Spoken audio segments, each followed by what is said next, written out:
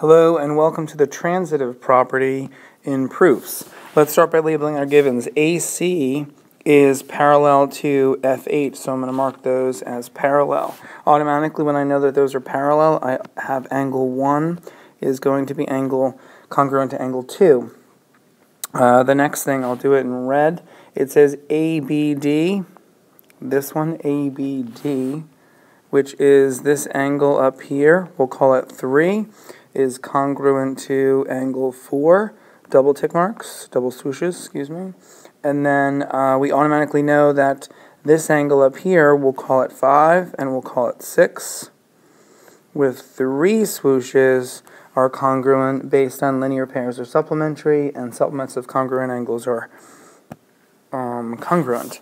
And then the next part is an interesting thing. This is where we start the transitive property. It says that FE is congruent to ED. And then in the next exact line, it says that DC is also congruent to ED. So since ED already has 1 tick mark on it, we're just going to put 1 tick mark on DC. And one of the things that we can realize is that all 3 pieces are congruent to each other, and that in essence is the transitive property.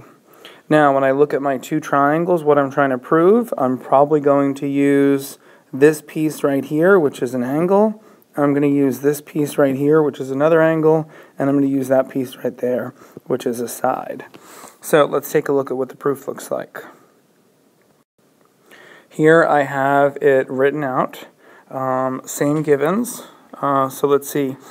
AC is parallel to FH given. 1 is congruent to 2. If 2 parallel lines are cut by transversal, then the alternate interior angles are congruent.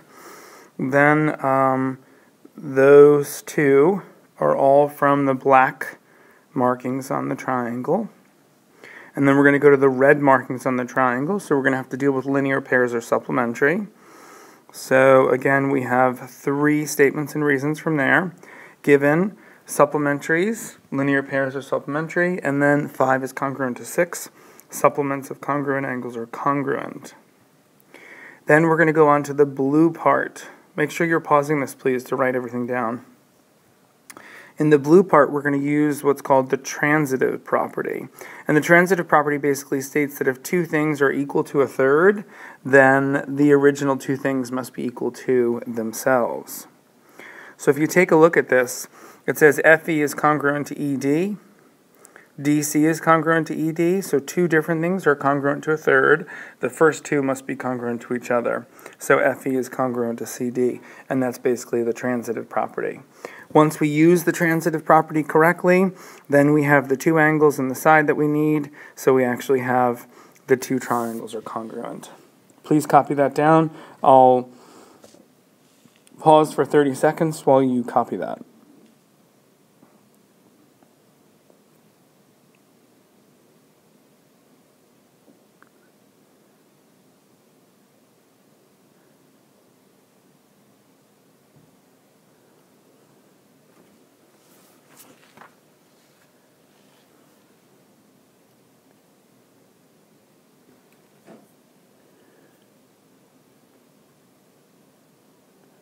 Okay, let's go to these. So on this next one,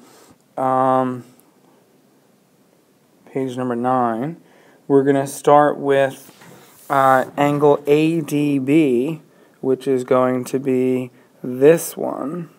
ADB is congruent to EDF, which is this one. So we'll go 1 is congruent to 2.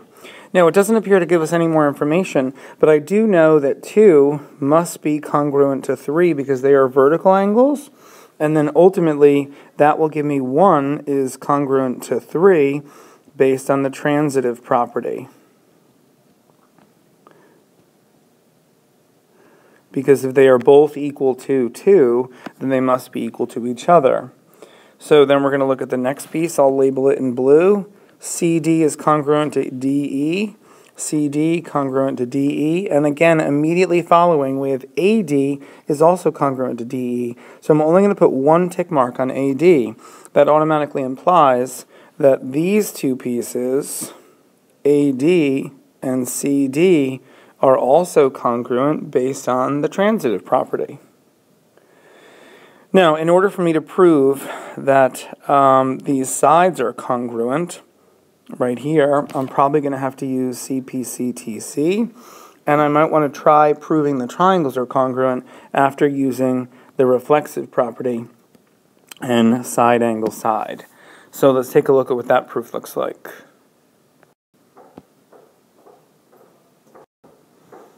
So here we have it.